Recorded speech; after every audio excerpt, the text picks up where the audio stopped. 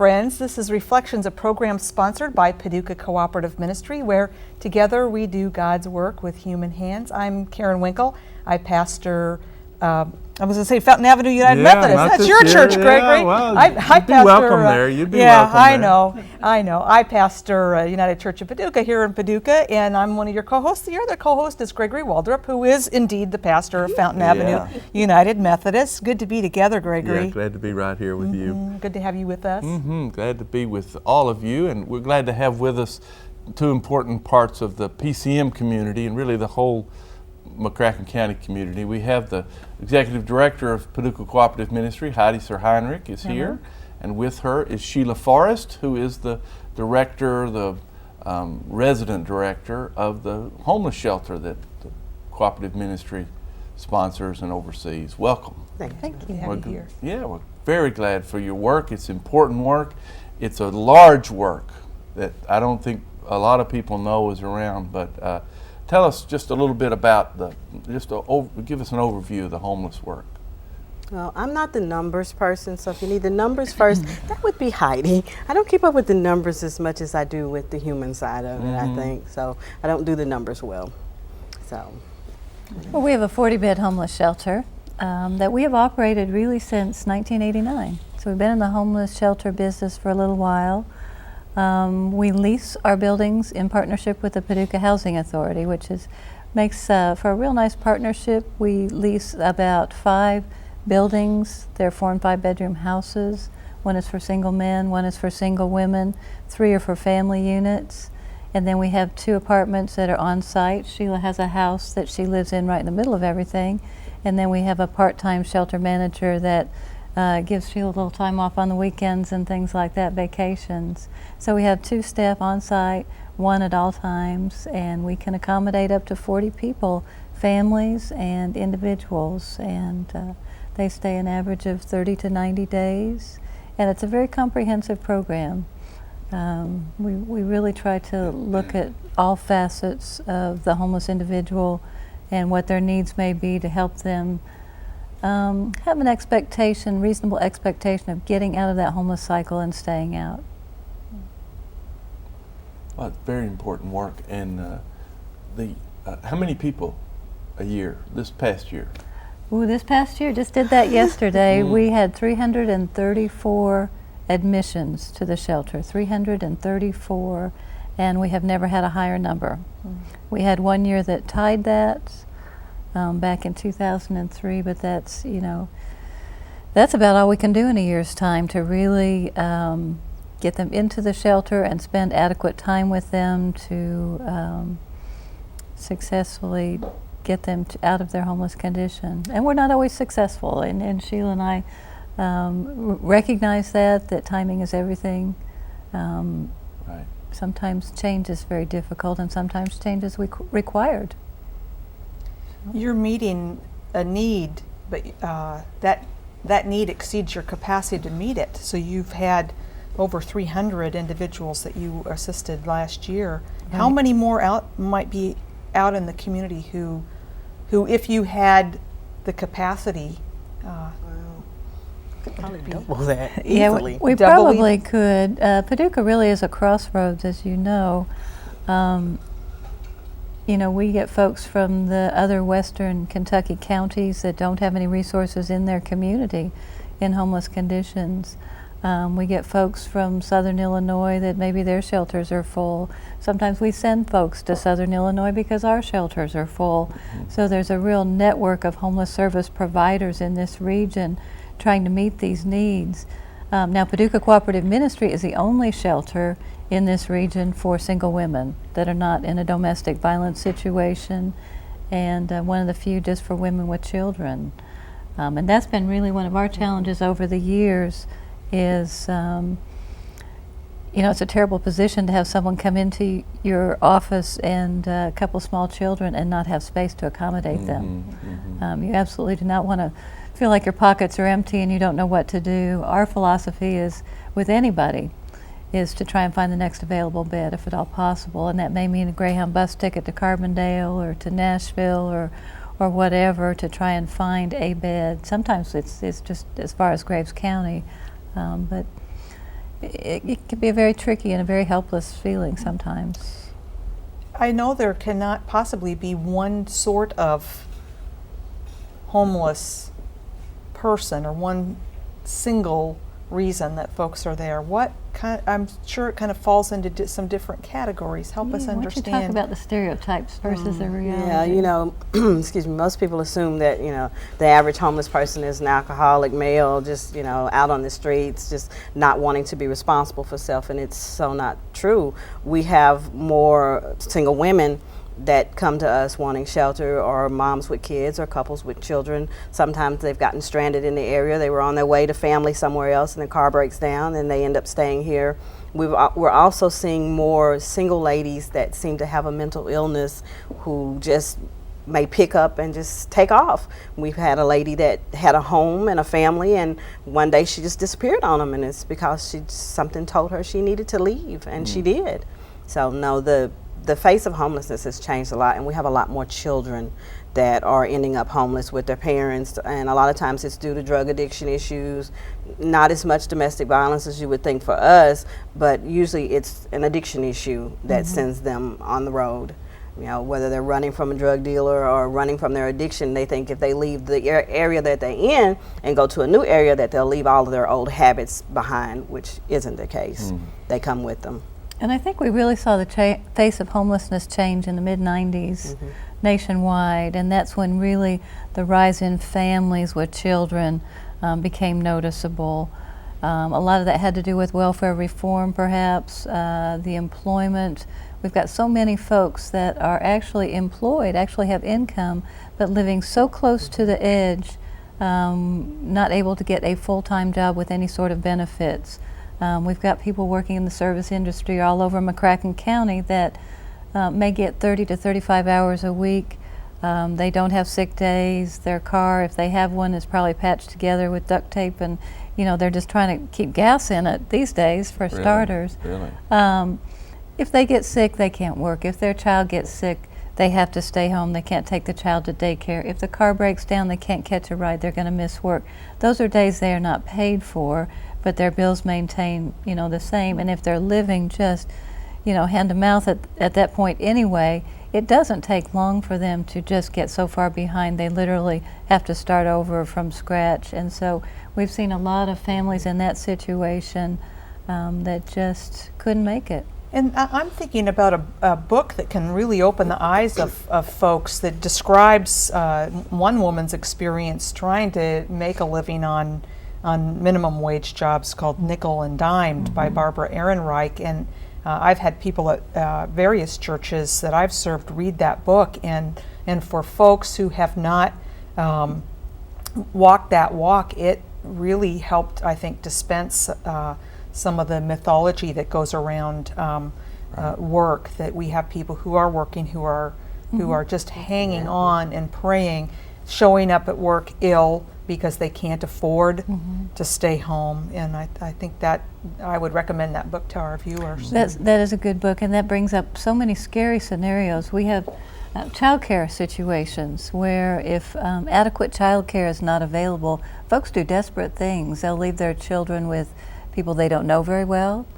They may leave their children at home too young to really care for themselves and supervise their younger siblings.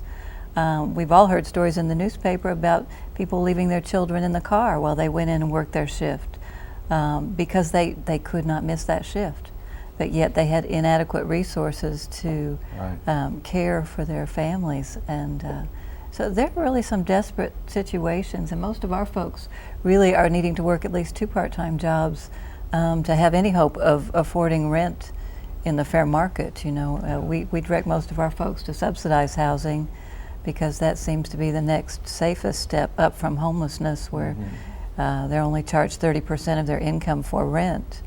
But that brings up another whole situation in that there are more and more people needing subsidized housing, and there are fewer and fewer units available nationwide, not just in our area. So we may have folks that spend 3 or 4 months in the homeless shelter because they're waiting for their apartments. They're on a waiting list, and it's a very long process to get that apartment. So you have a little bit of a congestion area and the flow of getting people out of a homeless situation and into their apartment for that reason. Right. And then there are more and more that aren't qualifying for subsidized housing. If they've had drug charges and no drug treatment, then they can't get in subsidized housing. So then they've got to depend on private landlords, Right. and it's expensive. It really is. And you can't do it on hourly wages. Right. You really cannot. You mentioned mental health a little bit ago, and I'm wondering how much mental illness you're bumping into with. It's I more would like say how it's- much we aren't. It really is on the increase. Yes, quite a bit. We see a lot of chronically mentally ill folks. In fact, we've had some folks that were too ill to even maintain at the shelter. Yeah. And that's a very difficult situation. In our amateur opinions, we feel like they need hospitalization, they need a more structured therapeutic placement than we are, but we can't always find that. And you know, so our expectation of being able to help that person get into independent living, you know, is almost ridiculous sometimes, because the illness has to be addressed and treated first. And there really is a subpopulation, I think, of homeless people that are just traveling around the countryside and going from place to place to place, sometimes never staying long enough to really be able to get them assessed and get them treatment. Particularly with some of the ladies that we've seen, there's a particular mental illness that causes paranoia, and they are usually fleeing from people that they feel are trying to control them. And then when we attempt in our ever so gentle, tactful way to get an assessment, to get a mental health appointment, we become part of that paranoia again, and they slip through our fingers. We can't hang on to them. And that's been one of our most, I think, of all the populations that we work with and that we see, that one is the most frustrating, Yes, because it we is. feel so helpless about that, with that. I can remember a friend of mine, growing up friend of mine, and seen him there here in Paducah, and discovering that he was on medications for mental illness, and he was graduated from one of the finest engineering schools in the United States. Wonderful engineer, and one day I saw in the paper that he had been arrested because he was defacing a monument. And I went down to immediately and said, has he got his medicine? I said, and she said, what medicine? The jail said, what medicine? What are you talking about? I said, well, he takes some important medicine, and if he doesn't have it, he's going to be climbing the wall, and you're going to be climbing the wall with him, because it'll be, and I think that whole side of mental illness that's this has so few places to turn. The mental illness part of the healthcare is so limited these days. Right, right. And we feel very blessed because this has been something we've struggled with for a long time, in that we do have a therapist that comes to PCM every Friday morning from Four Rivers Behavioral Health, and we'll see anybody in the shelter that we have lined up, that needs to be seen. And this was truly, truly an answer to a Yes, it prayer, was. because we would have, in years past, folks with mental illnesses, and we would call and try and get them scheduled an appointment. And, it might be 2.5 6 months weeks, from now. yeah. We would not have that person in 2.5 months, and we sure couldn't maintain them in the shelter until that appointment would come around. So we have been so blessed to have the availability of a therapist that's there every week, and we can get an assessment done pretty quickly. And we can get some help in knowing what some of the hot buttons are, or what some of the things are that we can do to help in that situation. Otherwise, we just really would be up the creek, it would feel like, with some of our mentally ill folks. Sheila, talk a little bit about, I know you can't possibly have a typical day, but what might be, That's a What good are my Some- days like? describe All the your, things your they ministry. include, It is, yeah. because it isn't work, it's ministry. And what time it starts in the morning? Well, sometimes it never ends.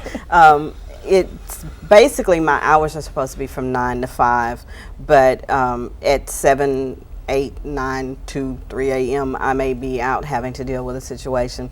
10 o'clock in the morning, I go around to each apartment to make sure that all the residents are up, dressed, out and gone. They're supposed to be gone from 9 to 4 unless they already have a job and they have their set hours that they're working, and then they can be home. But they still have to be up and out of the bed unless they work midnights. You know, we have some that work the overnight shifts, which they can. They come into the shelter sometimes assuming that they can't work midnight shift, and I always tell them you can work any shift and as many shifts as you want to work. I just need a schedule. Other than that, that's fine. But I'll go around and make sure that everybody's out and gone. Sometimes I'll find folks in bed, so then I've got to find out the reason that they're in bed, and then, you know, kind of cajole and push and pull to get them up and about.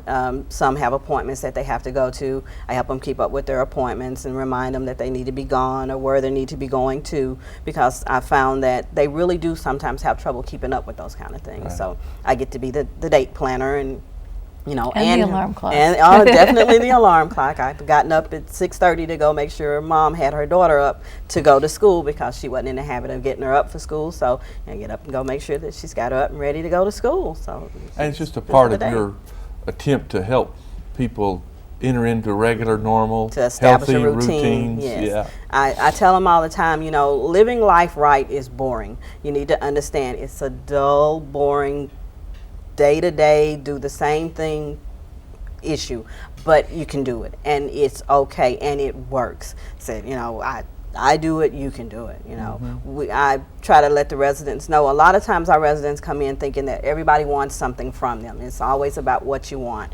but the only thing we want from PCM for our residents is for them to succeed. You know, we want to see them get out of being homeless, to love their children, raise their children, and just live. So, like I said, daily it's, you know, a lot of conversation. A lot of conversation. Yeah, she really helps folks get their focus. She encourages them in the parenting skills. She will confront them with behaviors that need to be confronted with. A lot of encouragement, maybe directions and bus passes, you know, how to get to the employment office or the food stamp office. And then she's back around at 10 o'clock at night, which is our curfew. And of course, there's some people who don't comply, Oh, sure. and they have to leave. Well, generally, it has to be something major before I just put them out. Usually, it's the first couple times it's just a verbal warning and talking to them about the behavior that is risking their being able to continue staying in the shelter, whether it's disrespecting the other residents or just not following through on their chores or not doing the things that they're expected to do as far as being out and gone. The things that would require immediate dismissal would be fighting, being intoxicated and not being willing to go to bed. Usually when I find someone intoxicated the first time, it's, you know, it's time to go to bed. You know, don't try to cook, don't try to clean, go to bed. And we'll talk about it more tomorrow. And then it's, they're required to start going to daily AA meetings. A lot of times they'll say, well, you know, I don't think I need AA just because I had a drink. And I always point out to them, if you risk your place to live for a drink, you need AA. Right. You know, that says that you have no boundaries for your drinking. So yes, you need to go to AA meetings. So a lot of that.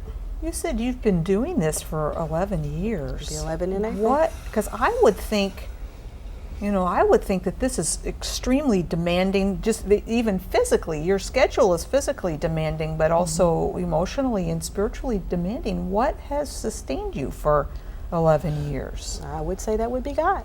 You know, I think that God put me in the job in the beginning. I started out working with my mother, who worked out there. And then I like to say she ran off and left me. She quit and I stayed. But it's God. You know, He gives me words to say. He gives me the encouragement I need. My children inspire me to do what I do because they're so proud of what I do. They tell people all the time what I do. Heidi and the rest of the staff, they help to encourage me. But it's God. You know, I can't be anything but. Because I would think in you know, because you have a network of people that you know, I would think that you're the most senior of servants. Well, fundamental to Sheila's ministry is the relationships that she builds with the residents.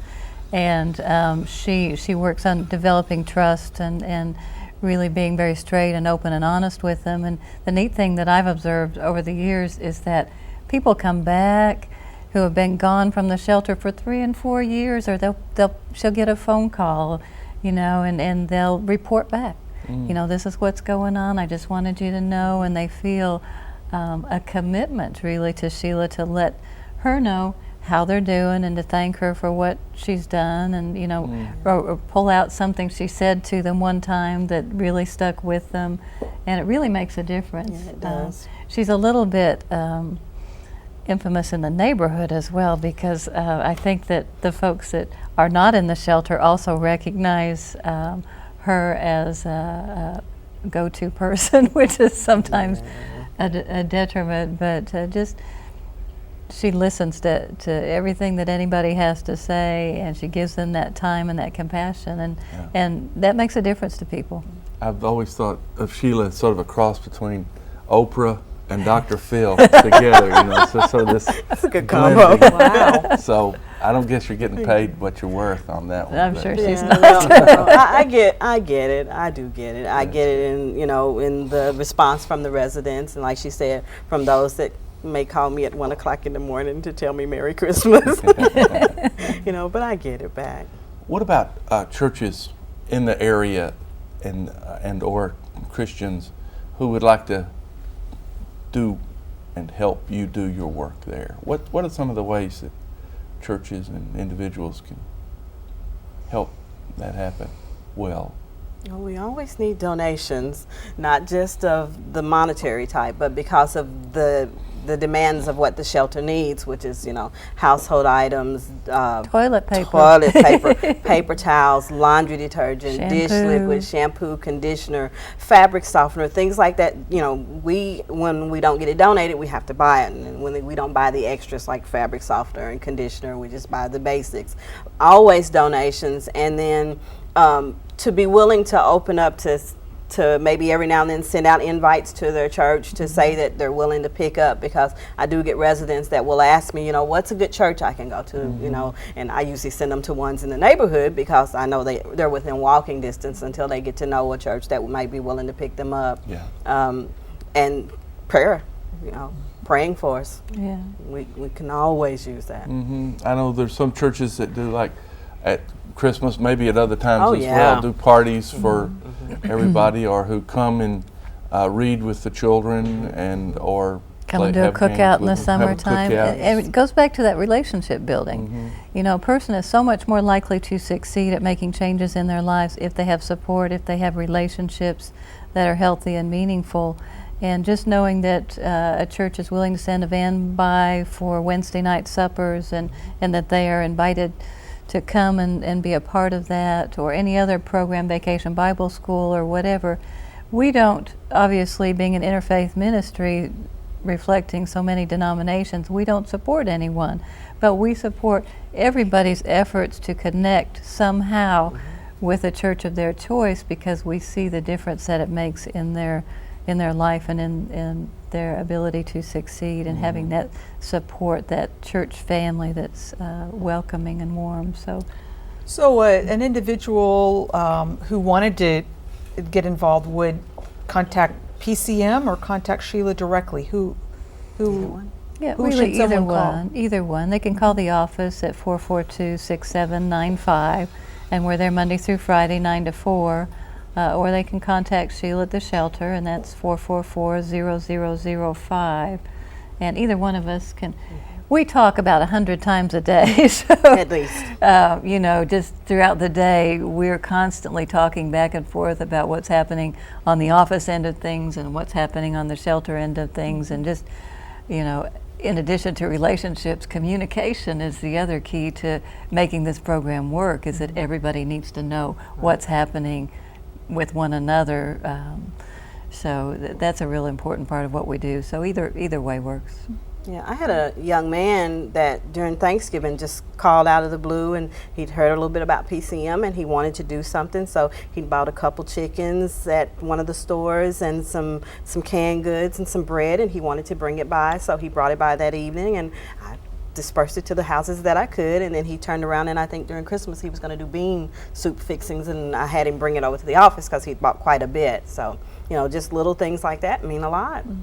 You know, we've had a couple pizza places that donated pizzas because they're not allowed to order pizza to be, you know, delivered to the shelter because, you know, I always tell them you're living here for free and everything's being given to you. It's kind of an insult to the neighborhood to see the pizza man pull up and deliver pizza to you because there are people that live out here that can't afford to order pizza. So, but we've had a couple pizza places to donate pizzas when they, you know, had too many. Things like that always mean a lot to them. And Sheila's always talking about money management, you know, and saving resources because it costs quite a bit of money to move out into a place of their own. You've got to have your first month's rent, your rent deposit, sometimes utilities, and so Sheila's constantly talking to them about saving money, and we ask that everybody save at least half of whatever income they have for moving out expenses.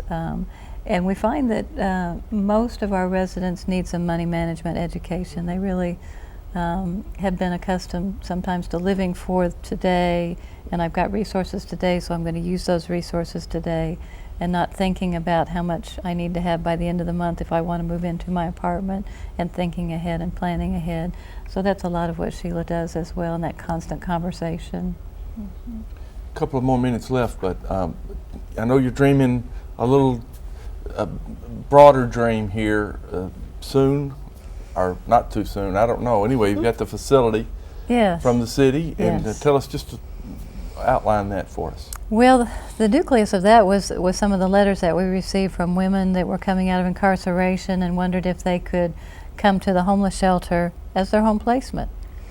They didn't have a safe place to go back to, and as we got more and more involved and educated about that process, we realized that there was a real need, that there was a 70% recidivism rate of women coming out of jail or prison, eventually going back. And we knew that those women, when they came out, did not want to ever have to go back. But it was a matter of what resources were available to them when they came out. If they couldn't find a job, if they couldn't find a safe place to live, there wasn't much left for them. So when this property became available, we dreamed a vision in that house for women to come to when they came out of incarceration that would be supportive, that would help with the employment, that would help with the life skills, and really they could stay as, you know, up to a year more if they needed to while they got their feet solidly on the ground, and maybe reduce that recidivism rate. So we'll want to know more about that as we as time goes by. Right. So put that on hold. We'll hear more later. Heidi, Suhrheinrich, and Sheila Forrest, thank you for coming from PCM to share with us about homelessness in Paducah and what Paducah Cooperative Ministry is doing, what you are doing also. So however you can, wherever you can, please join Paducah Cooperative Ministry in doing God's work with human hands. Thank you for joining us. Shalom. Shalom.